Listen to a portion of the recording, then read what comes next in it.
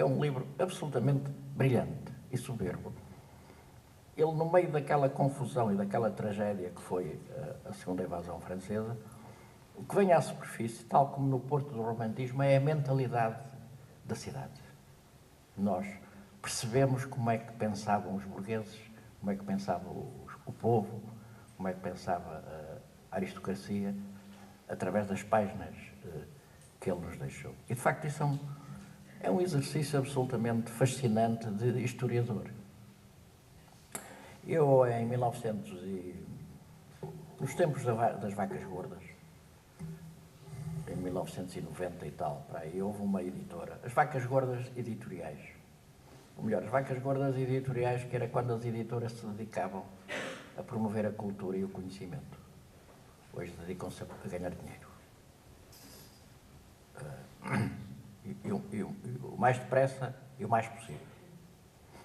E, sobretudo, editando, muitas delas editando autores estrangeiros, etc, etc. Não vale a pena agora falar nisso. Mas havia uma editora portuense, de uma idealista, que a fundou e lançou. Só um idealista fazia isto. Um idealista à moda do Porto, que era a Areal Editores, que depois foi absorvida por um dos lobbies, dos tubarões da edição.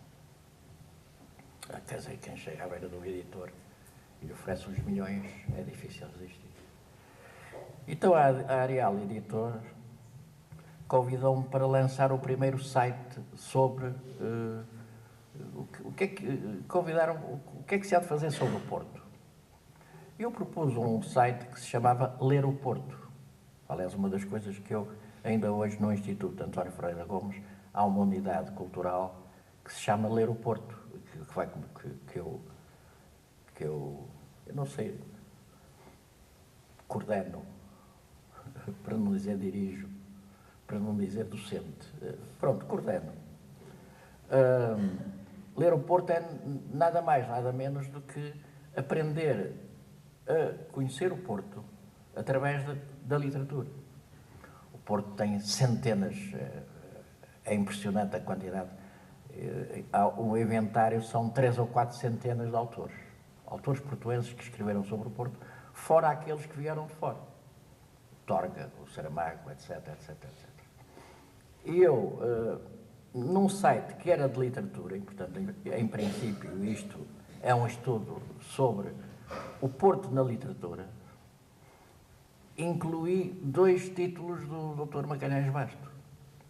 Isto é um bocado estranho, como é que um historiador, porque o site não incluía historiadores, nem incluía estudos de história, história pura e dura. Isso é outra questão. Mas sim o conhecimento da cidade que vem através da literatura. Um deles era aquele delicioso livrinho que ele escreveu, que é uma conferência, uma charla dele, a Foz há 70 anos, que é uma delícia. Eu vou ler o que é que escrevi sobre ele. Escrever sobre o livro é escrever sobre o autor.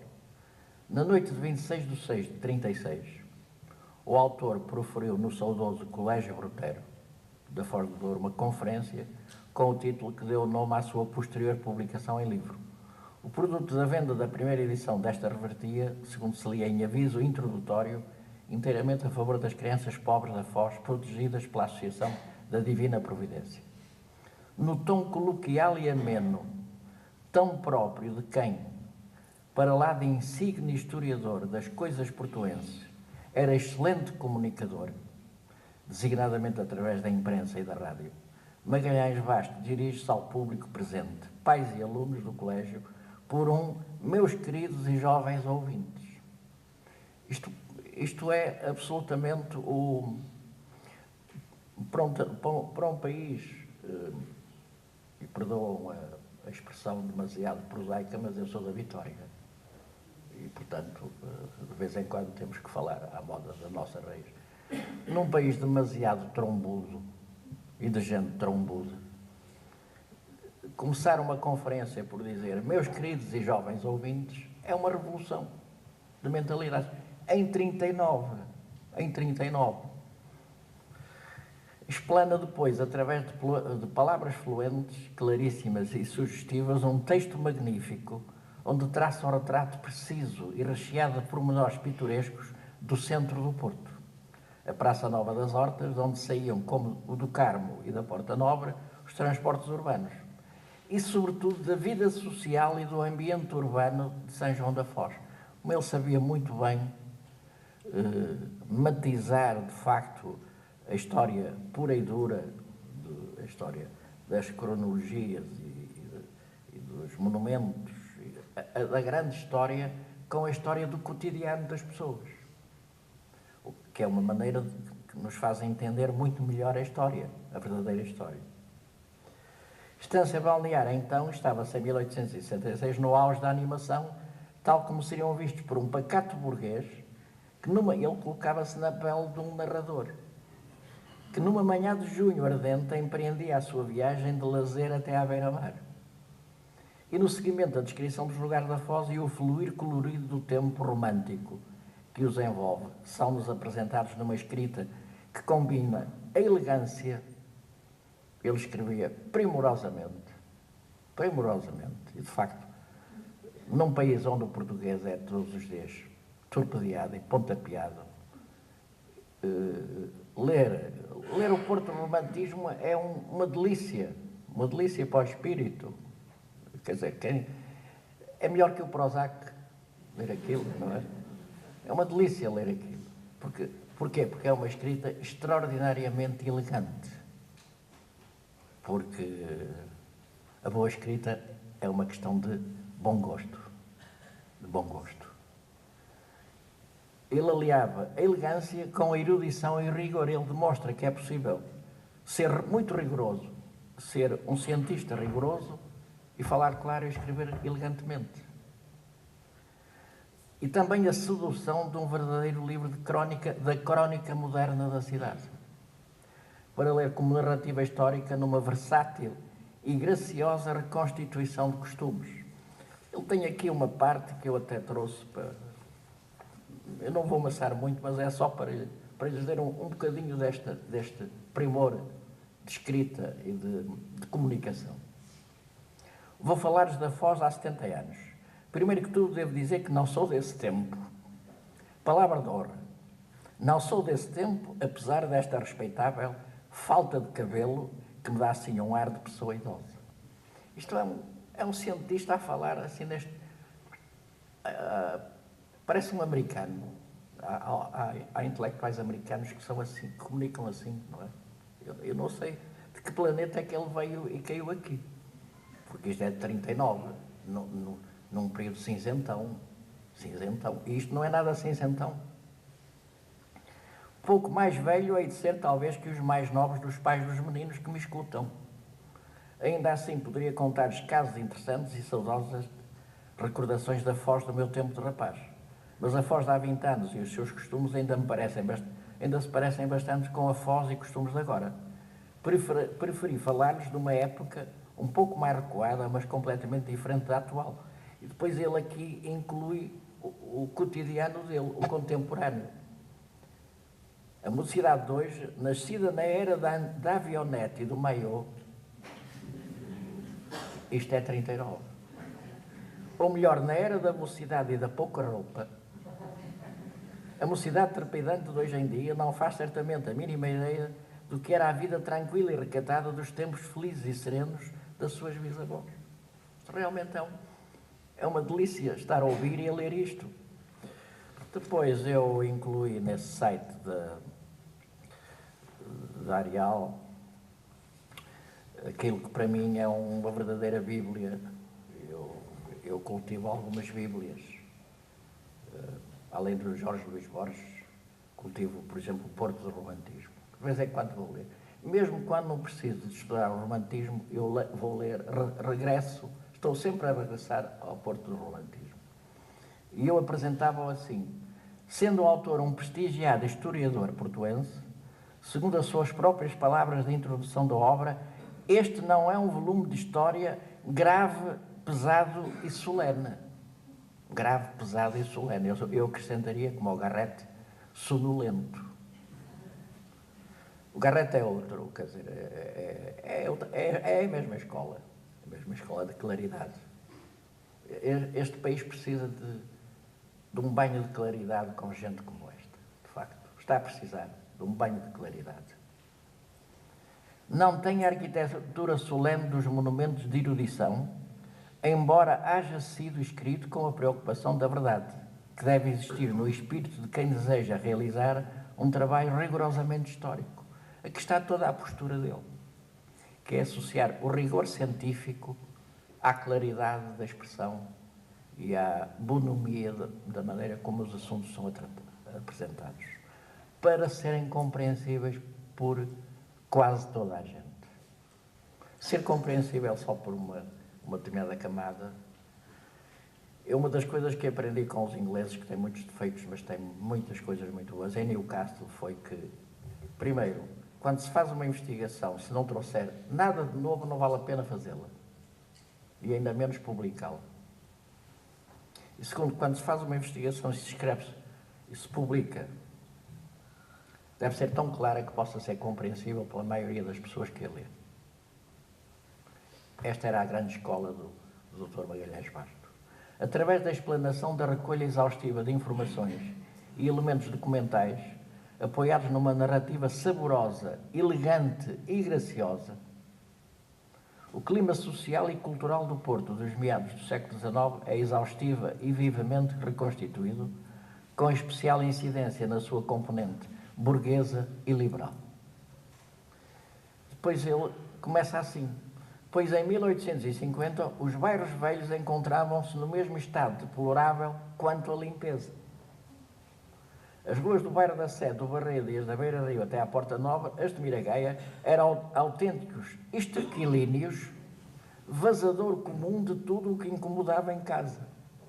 Portanto, isto é absolutamente arrasador sobre a limpeza da cidade, mas é arrasador dito com elegância. Ele vai dizendo coisas, aliás, ele em muitos sítios diz coisas extremamente duras relativamente à cidade, designadamente a questão da limpeza, de uma forma graciosa. Não se pode dizer que as autoridades municipais descurassem por completo os assuntos da higiene. É notável até para a época o Código de 1839, em que a Câmara reunirá as posturas estabelecidas por acórdão para manter a limpeza, etc. Segundo aquelas prescrições, só era permitido deitar água à rua de inverno depois das 9 da noite e de verão depois das 11. E mesmo assim tinha de denunciar-se primeiro 3 vezes água vai. Pagava multa quem atirasse com animais mortos para as calçadas ou para os tanques públicos. Os canos de despejo dos prédios não deviam conduzir ao pavimento das ruas os dejetos domésticos.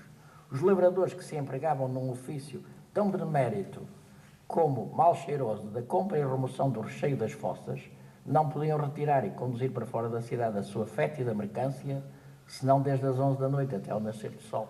E aqui está com meia dúzia de linhas a situação sanitária da cidade, que conduzia a cidade a ter as taxas de mortalidade mais altas da Europa, que o Ricardo Jorge chamava uma cidade mortuária ou cemiterial.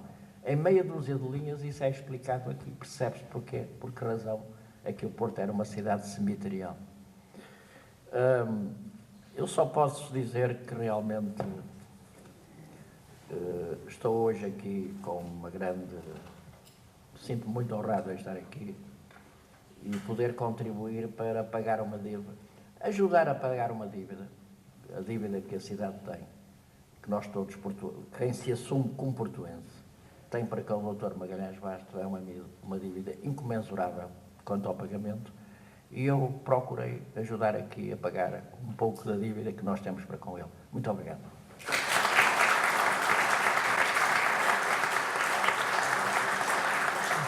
Um pouco atrevidamente como uma espécie de responsável das relações exteriores no que toca à obra de Magalhães Basto.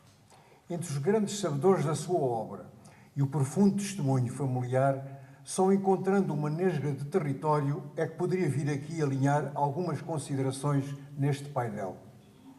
Escolhi matéria que permitisse defender-me melhor, arriscando a pensar que poderia vir lembrar pelo menos, pois estou convicto que muitos saberão certamente o que vou apresentar. Como é que o fiz? Peguei na obra escrita por Magalhães Basto sobre as relações entre o Porto e o Brasil, publicada em 46 pelas já históricas e beneméritas edições Progredior, há quase 70 anos, portanto, e resolvi trazer à colação uma espécie de índice que pudéssemos acompanhar nas suas linhas principais. Vamos então para a breve viagem. O que é que encontramos quase logo ao princípio? Antes de mais, vejamos o que nos diz o autor a abrir. A história do Brasil e a de Portugal encontram-se tão intimamente ligadas que não se pode ter conhecimento completo de uma sem se conhecerem, mais ou menos profundamente, numerosos capítulos da outra. Nada mais natural. Durante séculos, portugueses e brasileiros pertenceram à mesma pátria, foram cidadãos de dois mundos, entrelaçaram os seus interesses, as suas vidas, as suas almas. Para a formação do Brasil contribuíram, em maior ou menor grau, todas as províncias, todas as cidades, vilas e aldeias de Portugal. Neste número, o Porto ocupa um dos primeiros lugares. Com exceção do texto inserido no primeiro número da revista Brasília, editada em Coimbra em 1942, dedicado às relações entre Porto e São Paulo, o autor reuniu os trabalhos publicados entre os posteriormente celebrados velhos manuscritos no 1º de janeiro. Logo a abrir a galeria, quem achamos? Nem de propósito, temos o celebérrimo Pero Vaz de Caminha, autor da não menos notável Carta de Achamento do Brasil, unanimemente considerado o documento fundador da história do Brasil. Pero Vaz de Caminha, entre nós, que tem o nosso cronista a ver com o Porto. Escrita de Porto Seguro em 1 de maio de 1500 ao rei Dom Manuel, ela é, antes de mais, um dos grandes